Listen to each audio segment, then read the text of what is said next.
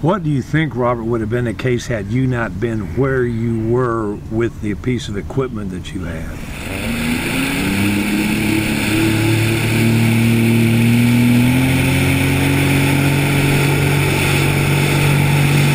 I'm retired right now from long-haul truck driving. Did that for about 22 years. Before that, I did heavy equipment, and before that, I was in the military.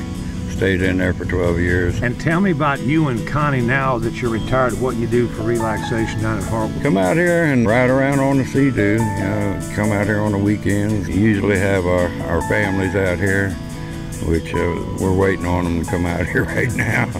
And my little nieces had a couple firecrackers.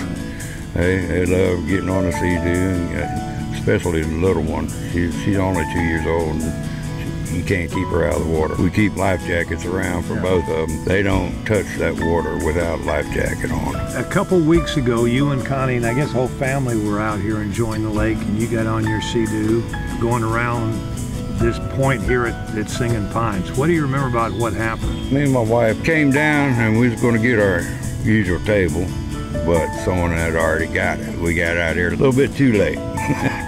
So we got another table over here next to the boat ramp, and we set everything up. We got down there and put the Sea-Doo in off the boat ramp. I took it out and was going to warm it up. Got over to the island off the point there, people in the water, so I got a little bit further away from them when I was coming up through there, because I didn't know if someone was under the water or not. You know, I didn't want them to pop up and me hit them. But they started waving at me. At first I thought they was being friendly. I actually didn't see the girl in the water at the time. Came on up on them, passed them by a little bit, and then that's when I seen the little girl, and I turned around and her head was below the water. I knew something was going on, so I sped up a little bit and got on over there to them, and they started yelling and screaming that they needed to get her to shore. Started grabbing a hold of her and grabbed a hold of her arm, trying to pull her up on the Sea-Doo, and I guess she had suntan lotion on or something, and her arm was just slipping out my hands. But we managed to get her up there on the Sea-Doo. After that,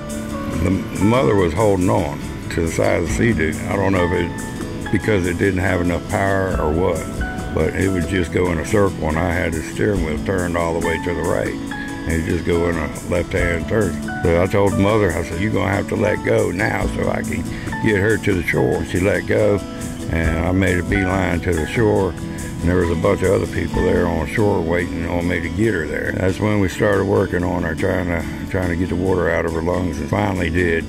She coughed up a bunch of water. I mean, a bunch of water. And then she started breathing. It was like a labored breathing, and she laid there for a little while. She started to get her faculties back. Some other fella, I don't know who he was, he picked her up and took her up there to the picnic table because the EMTs were already out here by that time. And then EMTs took her on to the hospital after that. Since then, looking back on that day, what thoughts have gone through your mind about what you were able to do that day?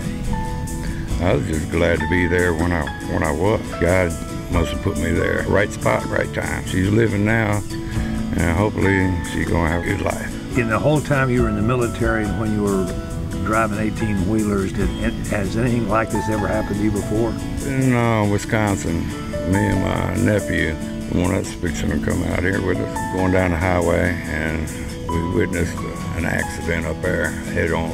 The lady fell asleep or something, and she went down an embankment and went head on into a pickup truck. I shut my rig down on the side of the highway and ran down there to them and helped out as much as I could. And about that time, you know, a bunch of other people started coming in and helping out too.